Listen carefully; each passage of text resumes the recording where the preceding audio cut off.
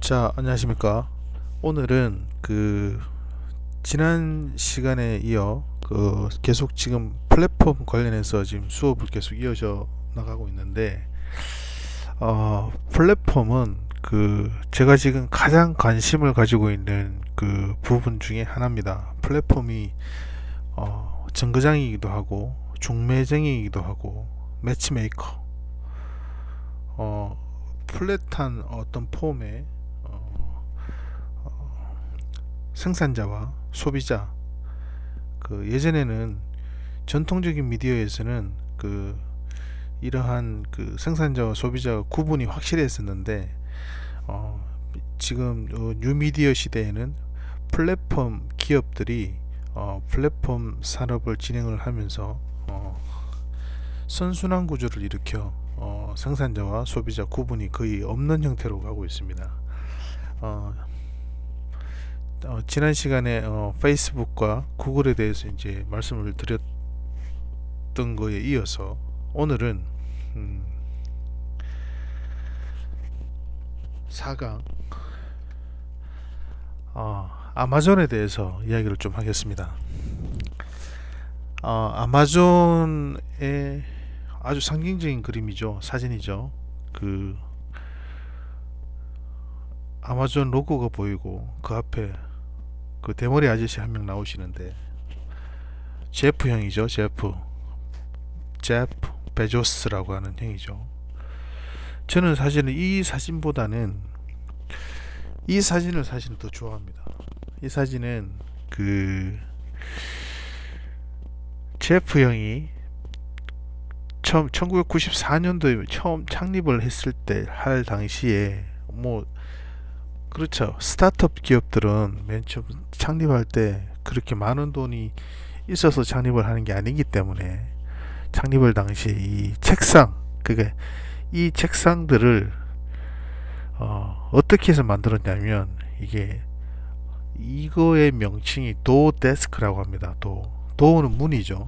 도어 데스크는 원래는 문짝으로 사용되었던 부분들을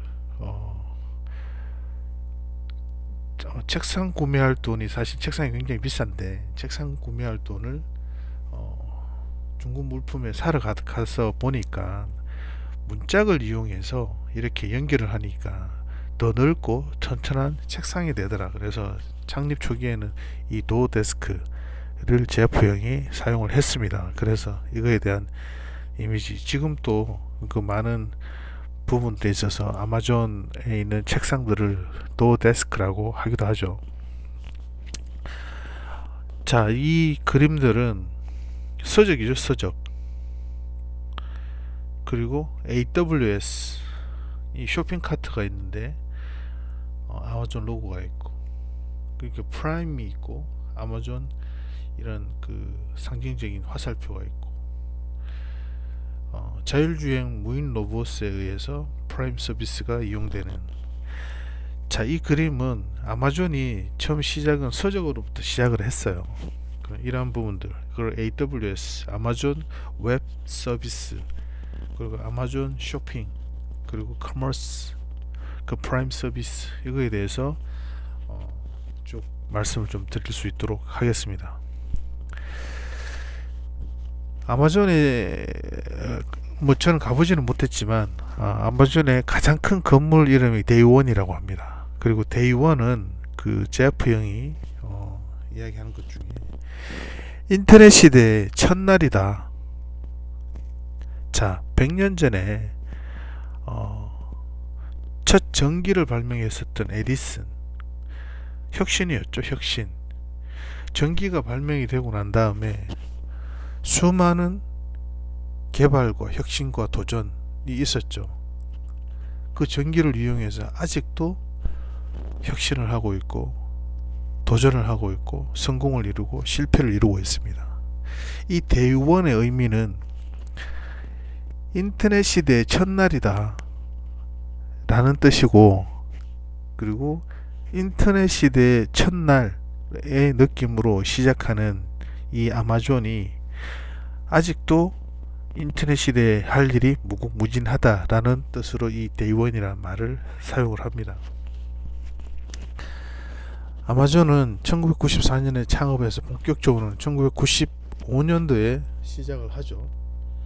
시작을 하는데, 자, 재밌는 그 통계가 있죠. 그 애플의 스티브 잡스 형은 대학교 1학년 때 자퇴를 했습니다.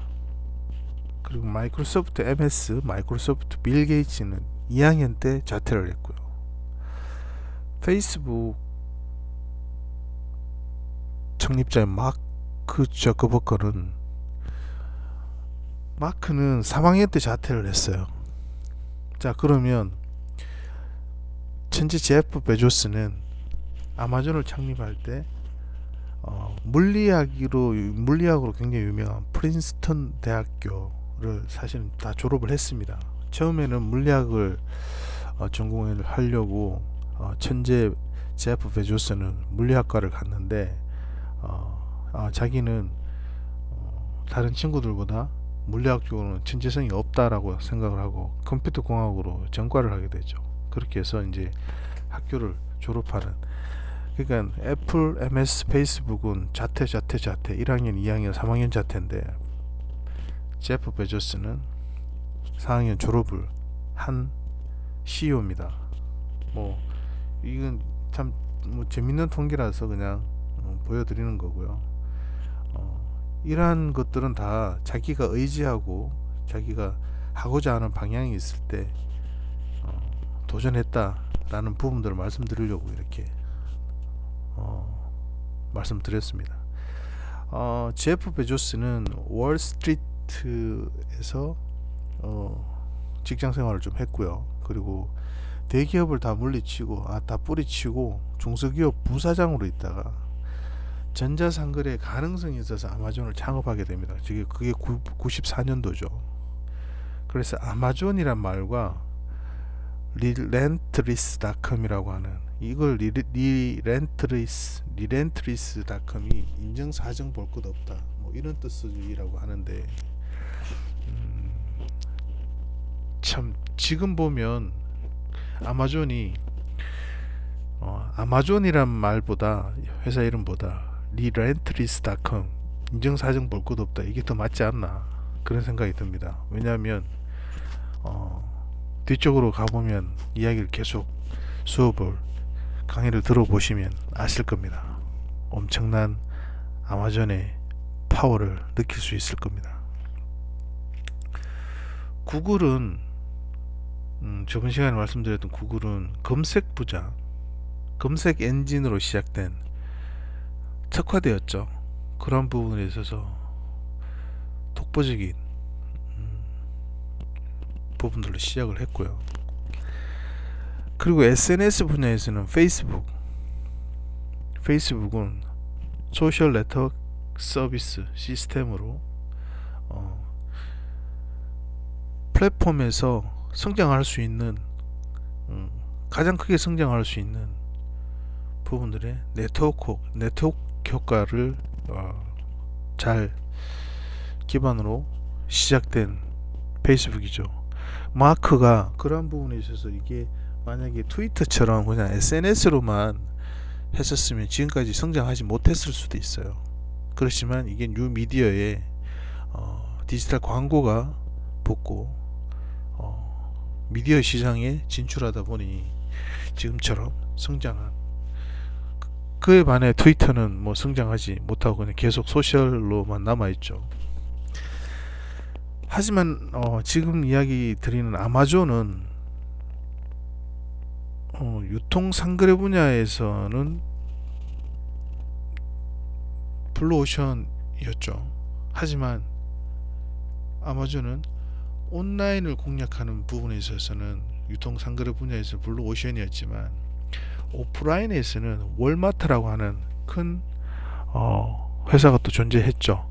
그건 완전 공룡기업이었죠. 하지만 아마존은 출범 당시 미국에서는 이 유통 부분이, 소매 유통 부분이 그렇게 뭐 뛰어나게 성장세가 있고 그렇지 못했어요. 왜냐하면 인구는 한정되어 있는데 전체 시장 규모, 그러니까 인구가 한정되어 있다는 것은 성장을 더 이상 할 수 없다라는 부분들이 있죠. 하지만 제프는 달리 생각했습니다. 자, 지지난 시간에 이야기했던 것처럼 플랫폼 기업의 특성은 플랫폼을 점유하게 되면, 예를 들어서 주식으로 따지면 삼성전자 주식이 오르면 SK하이닉스 주식 주가가 동반 성장하게 됩니다.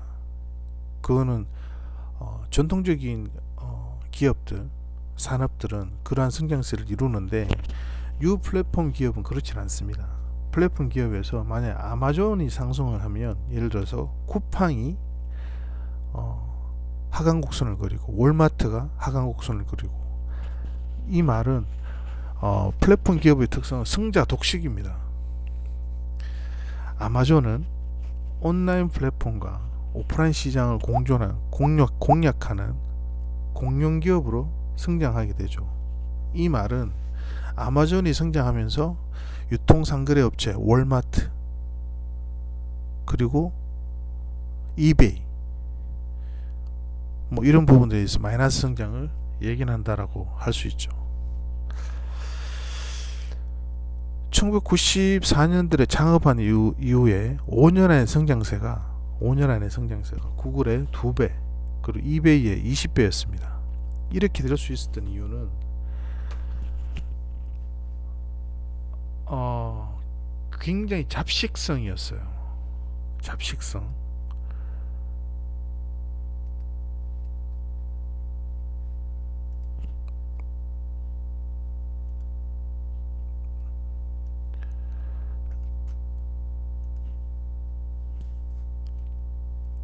아마존이 그 여타의 다른 플랫폼들과는 다르게 모든 부분의 소매 유통을 다 아우르는 그런 부분들에 도전을 시작했습니다.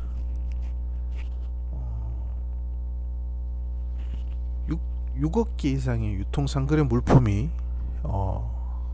아마존 사이트에서 거래가 되고요. 그리고 제프는 아마존 웹페이지 하나하나가 매장이다라고 말을 합니다. 그리고 모든 사람들이, 그리고 아마존을 이용하는 등록되어 있는 모든 7개 이상의 유통상거래 물품들이 생산자가 되기도 하고 소비자가 되기도 하고 매장 직원이 될 수 있다는 그런 말들이죠. 앞쪽에서 보여드렸던 것처럼 아마존은 북서적으로 먼저 시작을 했어요. 그래서 아마존 하면 초창기에는 책을 사고 팔고 하는 그런 부분에 좀 심려를 기울였고, 그리고 어떠한 책이 출간이 되고 등록이 되고 하면 그걸 그대로 등록을 시켜주는 것이 아니라 서평, 그러니까 이 책은 어떠한 부분들의 강점이 있고 하는 부분들을 서평을 올려서 그걸 소비할 수 있게끔, 그리고 생산자들도 자기 책을 어필할 수 있게 하는 부분들을 좀 심혈을 기울였어요. 그 다음으로 CD, DVD 시장이었는데 그 다음 아마존은 마켓플레이스를 도입하게 됩니다.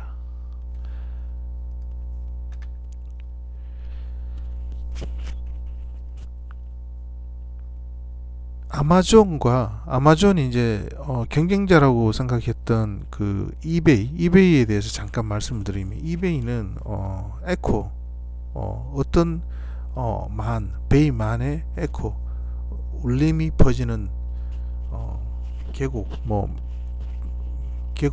울림이 울리는 어떤 부분들을 말하는 이름이죠. 한국에서는 G마켓을 운영하고 있고요. 그리고 이베이가 가장 먼저 시도했던 것이 바로 C2C였어요. 오픈마켓, 커스터머 투 커스터머, 개인이든 기업이든 물건을 누구든지 오픈마켓으로, 커스터머, 소비자 대 소비자로 물건을 거래할 수 있다라는 부분들입니다. 자, 여기서 용어 정의를 좀 하면 C2C는 커스터머 투 커스터머, 고객 대 고객, 이런 부분이고요. 개인이든 기업이든 하여튼 서로 다 모두가 다 고객이 될 수 있다는 거죠. 그리고 B2B, 비즈니스 투 비즈니스, 그 B2C는 기업 대 고객, 이런 거죠. 아마존도 가장 경쟁 상대로 생각했던 이베이처럼 오픈마켓을 운영하게 됩니다. 근데 아마존은 철저히 고객 중심, 모든 플랫폼이 소비자 중심으로 운영하겠다라는 부분들이죠. 자, 이거의 이면에는 뭐가 있냐면 소비자들의 경험, 이런 부분들을 굉장히 중요하게 여겼어요. 그래서 소비자들이 남기는 정보들, 그러한 부분들이 뭐 다 쌓이면 뭐가 된다 그랬죠. 플랫폼에서 가장 중요한 게 뭐라고 그랬죠? 컨텐츠와 데이터죠. 컨텐츠는 생산자와 소비자의 구분이 없는 형태로 지금 흐른다 그랬죠. 그래서 그러한 컨텐츠가 데이터로 쌓이면 어떤 데이터가 될 것 같아요? 빅데이터가 되는 거죠. 빅데이터. 아마존은 시가총액이 1조 달러를 넘긴 기업들 중에 하나가 됐어요. 그리고 시총이 1조 달러가 하나로 1000조 원 기업인데, 애플은 창립 76년 이후에, 그리고 아마존은 창립 94, 어떻게 보면 20년 정도 차이가 나는, 18년 정도 차이가 나는 회사의 업력인데, 아마존이 애플만큼이나 성장을 한 거죠. 그리고 2019년도에 시가총액 전세계 1위를 했죠. 아마존이 집중하는 것은 세 가지가 있습니다. 세 가지. 커머스, 상거래 분야고요. 그리고 AWS라고 해서 아마존 웹 서비스, 클라우드 서비스인데, 이 클라우드는 애플의 아이클라우드도 이 AWS를 사용을 하고요. 그리고 넷플릭스의 많은 영화들도 이 AWS, 이 아마존의 웹 서비스를 사용합니다. 그리고 프라임 구독 모델이 계속 성장세를 보이고 있고요. 한국에는 이 서비스는 없습니다. 이 아마존의 프라임 구독 모델은 아직 없고요. 이 구독 모델은 아마존은 상거래, 그러니까 온라인 오프라인 상거래 플랫폼인데, 처음에는 79달러로 시작해서 이 프라임 모델을 시작했어요. 근데 성장세가 이제 엄청 성장하게 됐죠. 근데 119달러로 이렇게 금액을 상향 조정을 했어도 프라임 구독을 하는 그 미국의 인구들이 계속 성장하게 되는 거죠. 이거에 대한 서비스는 아마존에 상주에 있는 많은 기업들이 물건이 입점이 되면 그걸 이제 소비자들한테 가는데, 물건을 팔고 그거에 대한 플랫폼이 아마존이 되고, 그것을 소비자에게 갈 때 철저하게 아마존의 패킹, 그러니까 아마존의 로고가 들어가 있는 패킹을 하게끔 합니다. 이것은 뭐냐면, 많은 소비자들이 생산자를 기억하는 것이 아니라 소비자를 아마존을 기억하게끔 하는 전략 중에 하나죠. 그래서 이 프라임 모델에서 2일 안에 빠른 배송을 해주겠다라고 하는 부분들이 있고요. 그리고 이 프라임 모델에 회원이 되면, 그리고 제공하는 음악, 그리고 동영상 스트리밍 등을 무한대로 이용할 수 있다라는 부분들입니다. 유통 상거래 서비스에서 이 미디어 플랫폼 기업으로 이렇게 성장하는 모습을 보이는데, 구글이나 페이스북처럼 미디어 그룹으로 어떠한 부분들을 소개하기 위한 미디어가 최종 종착이 아니고, 이 지금 아마존 같은 경우는 미디어 컨텐츠는 상거래를 위한 수단에 불과합니다. 구글과 페이스북과는 좀 미디어를 사용하는 부분이 좀 다르긴 하죠.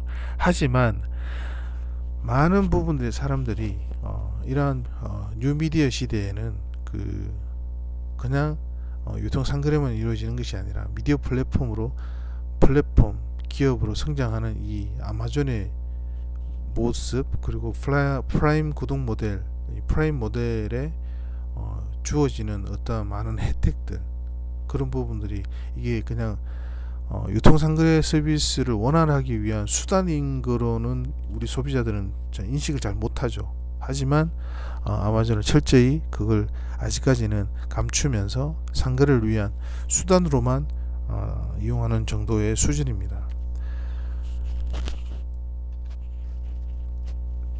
제프는 이런 말을 하죠.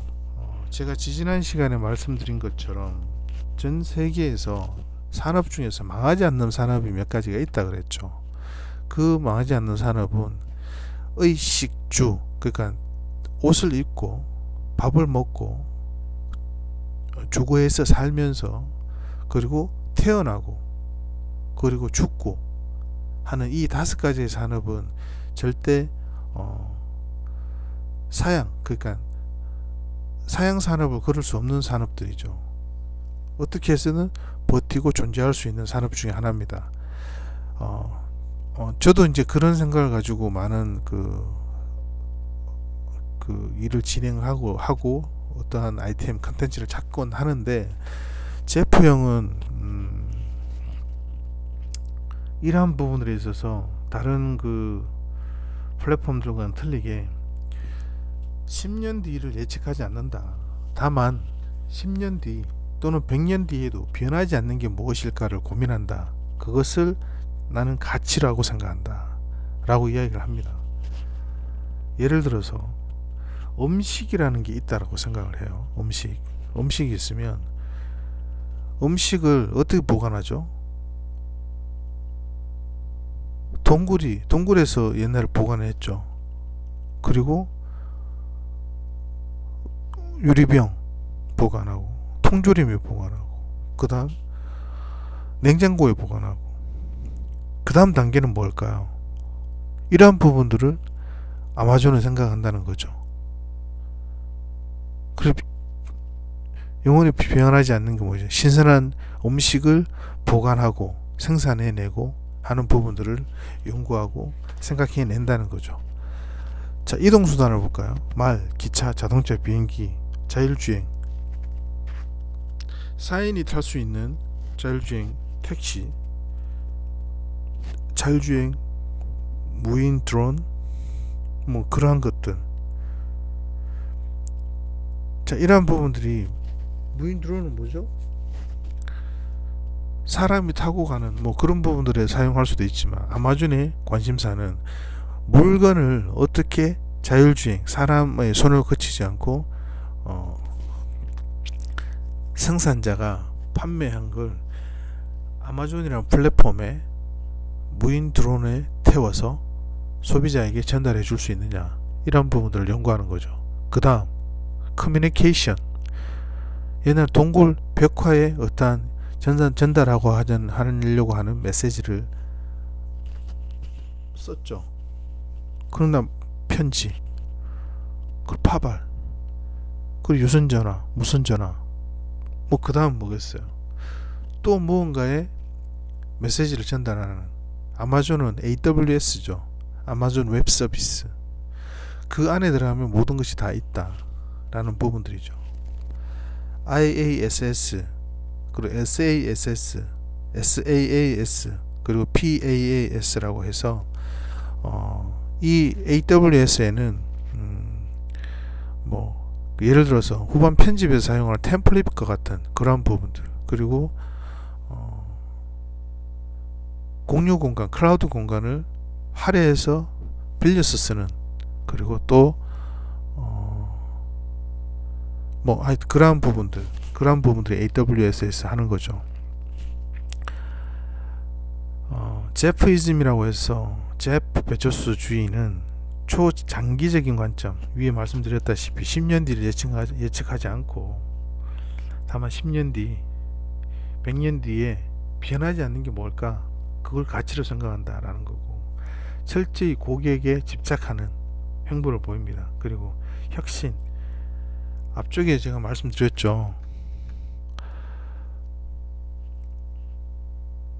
한 가지 혁신을 하면 실패할 확률도 많겠죠. 하지만 아마존은 한 가지를 실패하더라도 다른 것이 또 있습니다.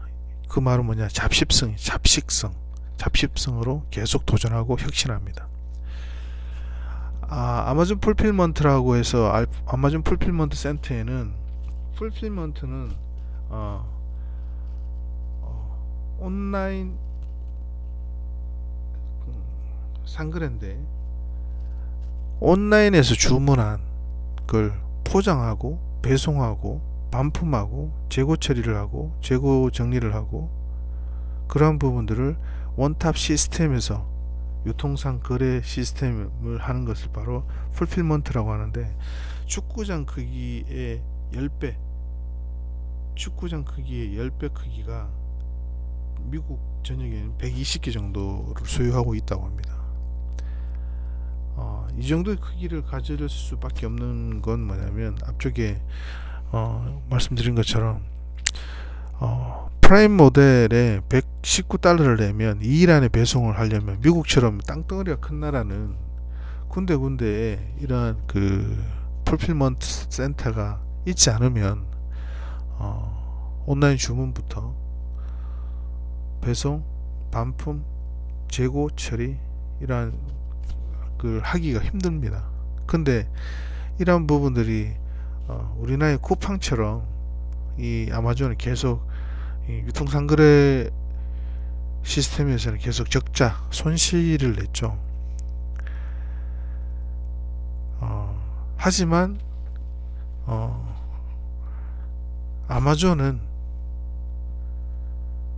아마존에 입점해 있는 많은 기업들, 그리고 그 물건을 사고자 하는 거래 소비자들에게 아마존은 기억됩니다. 아마존이 포장해 넣는 박스로 배송을 하고, 구매자들은 최종적으로 아마존을 기억하게 되죠. 소비자들이 가장 큰 혜택으로 생각하는 것은 빠른 배송이죠. 그리고 또 하나는 뭐죠? 빠르면 뭐합니까? 가격이 너무 비싼데 사겠어요? 사지 않죠. 아마존은 우리나라에 있는 다나와 그 비교 경쟁처럼 아마존은 세계 최강입니다. 어떠한 물건이 딱 뜨면 모든 알고리즘을 다 동원해서 유사한 곳에 가장 최저가의 물건을 가져다 제시를 합니다.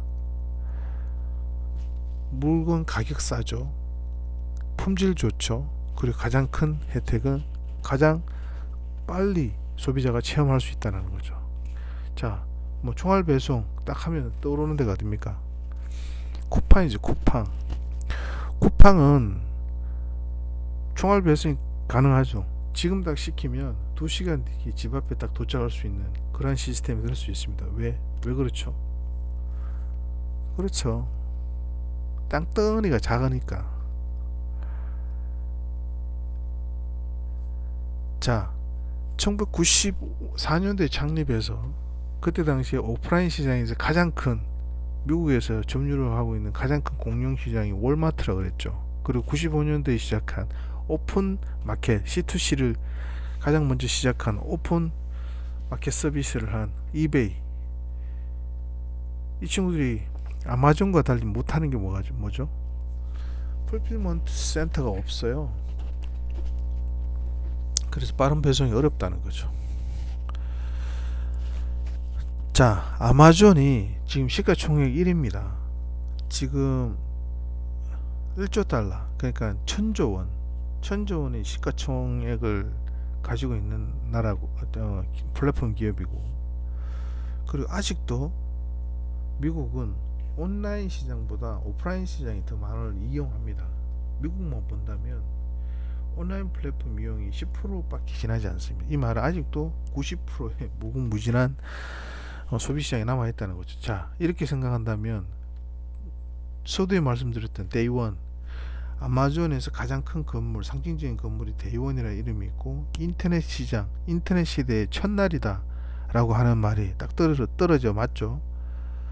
10%밖에 점유하지 않는데도 불구하고 시가총액, 플랫폼 시가총액 1000조원 달성한 많은 플랫폼 기업들 중에서도 1위고, 그리고 아직도 온라인 시장은 90% 남아있다 라는 부분들입니다. 미래 산업에 좀 다각도로 또 접근하는 부분들이 있습니다.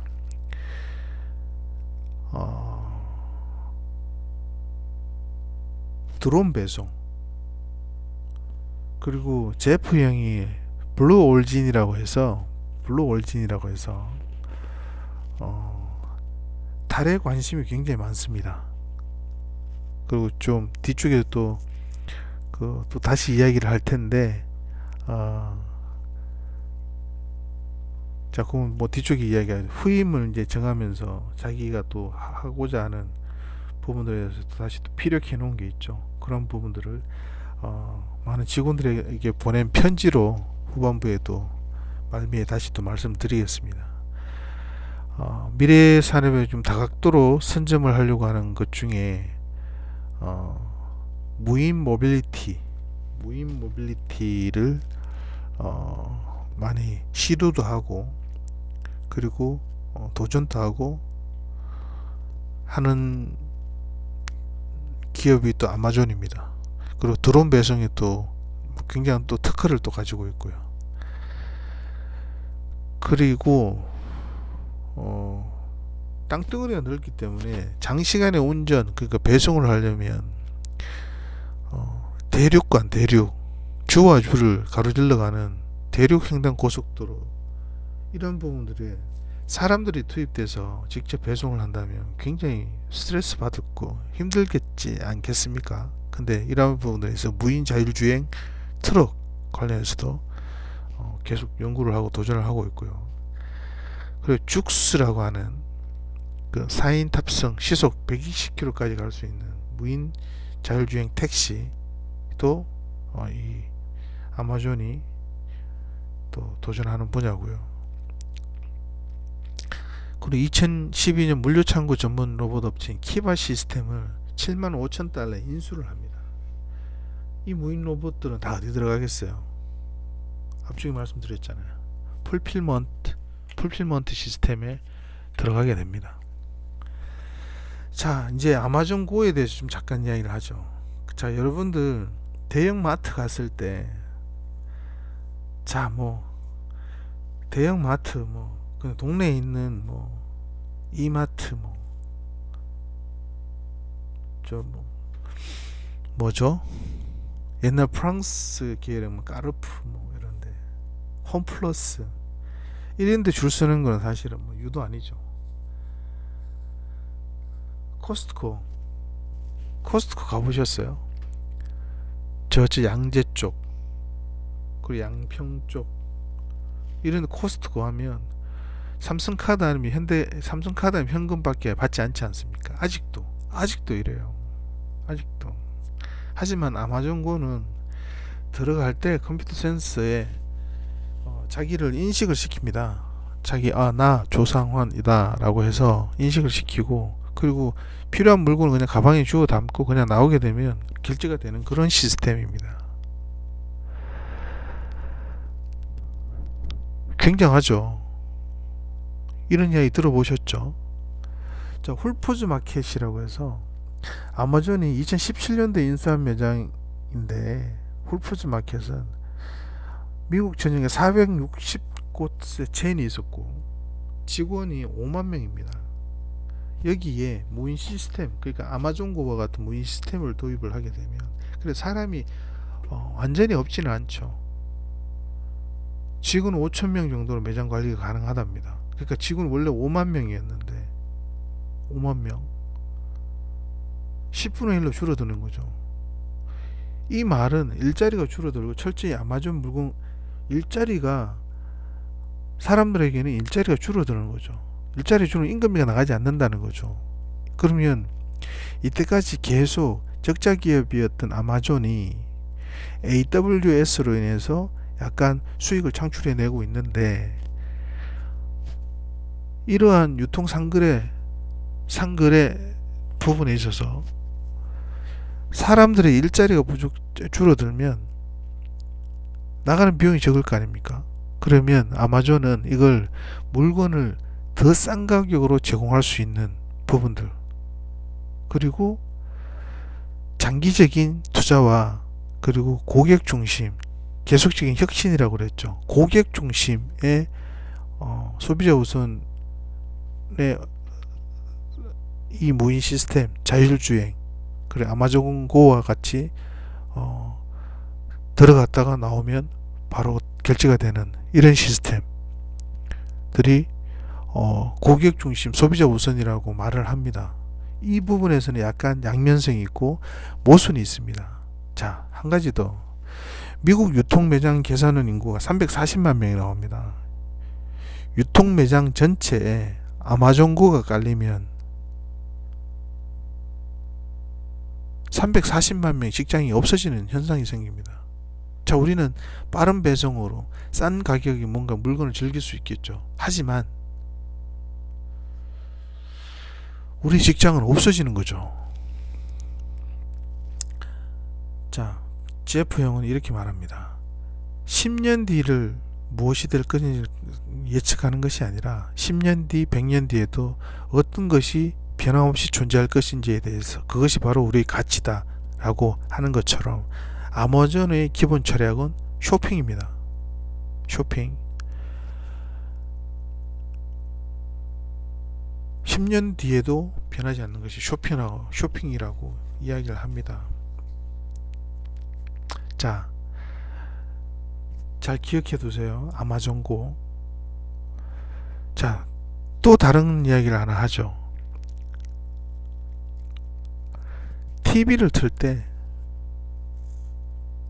할아버지와 아버지와 손자가 3대가 이렇게 앉아 있어요.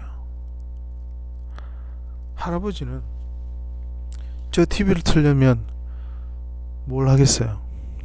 리모컨을 찾기 시작합니다. 아버지는 허공에서 터치를 하기 시작합니다. 손자는 거기에 음성 지시로 야 아마존 TV 켜줘 라고 하는 아마존 에코, 음성 기반의 모바일 혁명이 아마존에서 또 시작됩니다. 미국 가정에 60-70%가 아마존 에코가 들어가 있습니다. 이것은 그냥 음성 인식이 되는 것이 아니라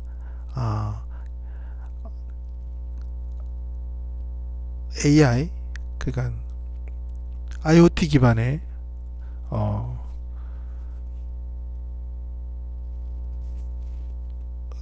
사물 인터넷, IoT 기반의 사물 인터넷 기반의 서비스죠. 여기에 터치하고 실질적인 사물에 대한 터치, 그리고 허공에 대한 터치에서 그냥 음성 기반 모바일 혁명으로 아마존은 아마존 에코를 시작하게 됩니다.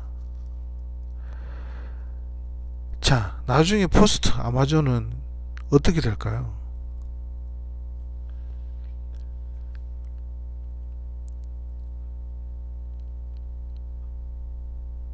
매년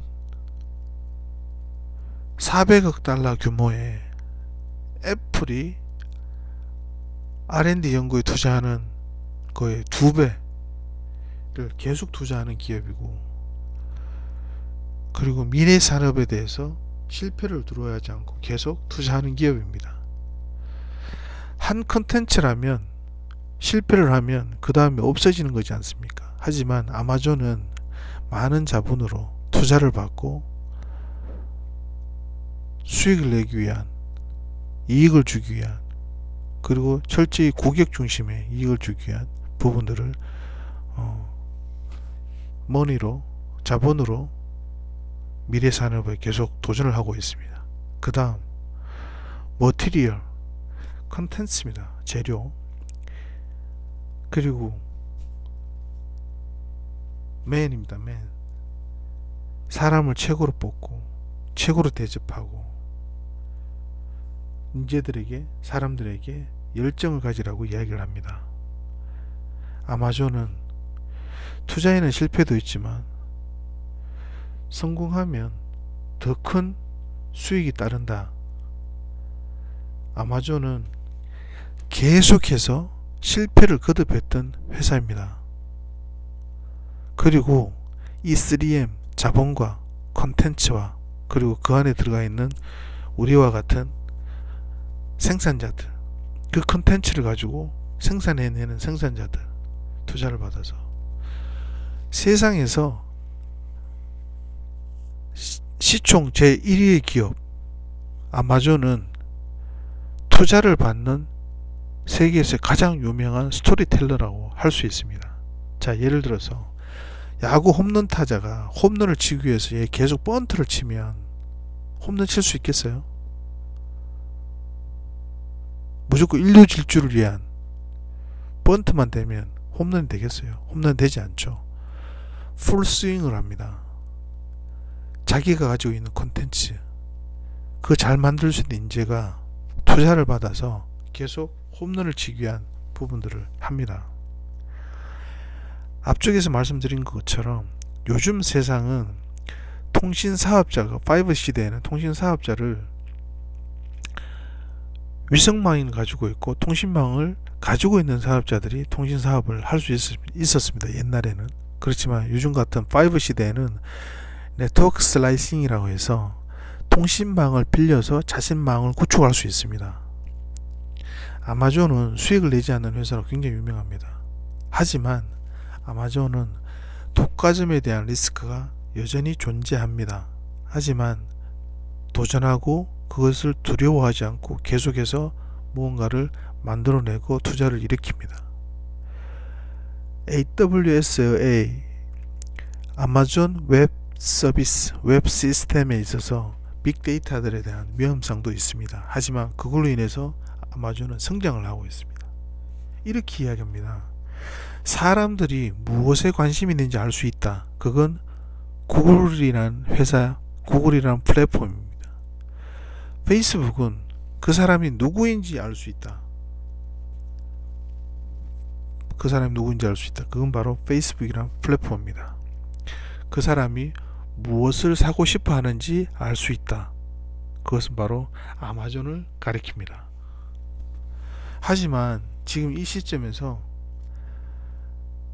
모든 컨텐츠, 좋은 컨텐츠를 만들 수 있는 사람이 투자를 일으켜 하지만 아마존이라는 플랫폼은 우리들에게 좀 더 싼 가격으로 빠르게 우리가 만족할 만한 좋은 제품을 거래할 수 있게 해주는 정말 고마운 기업입니다. 하지만 아마존의 물류창고를 지키는 로봇, 인간의 일자리를 대체하는 부분들이죠. 아마존은 비용을 절약하는 만큼 우리에게 더 싼 가격으로 구입해 주는데 그게 독이 됩니다. 왜냐하면 우리가 모르는 사이에 우리의 직장과 일자리를 잃게 됩니다. 쇼핑과 생산활동을 일으키는 중산층들을 몰락하게 만드는 부분들이 바로 아마존의 두 얼굴입니다. 2021년 아마존은 새로운 또 무언가를 모색해 나가고 있습니다. 1994년 월스트리트 그리고 작은 중소기업 부사장이었던 제프 베조스가 2021년에 일선에서 물러나겠다고 하고 후임을 내정을 했습니다. 이 말은 박수 칠 때 떠나라 라는 것처럼 시총 전세계 1위를 만들어 놓고 가장 혁신적일 때 떠납니다. 그리고 잡식성의 회사를 누구도 범접할 수 없는 회사를 만들어 놓고 제프 베조스는 달에 관심이 많습니다. 블루 오리진이라고 하는 미래산업에 그리고 또 10조 펀드가 형성되어 있는 지구환경 부분에 아마 제프 베조스는 또 새로운 도전, 혁신을 일으킬 겁니다.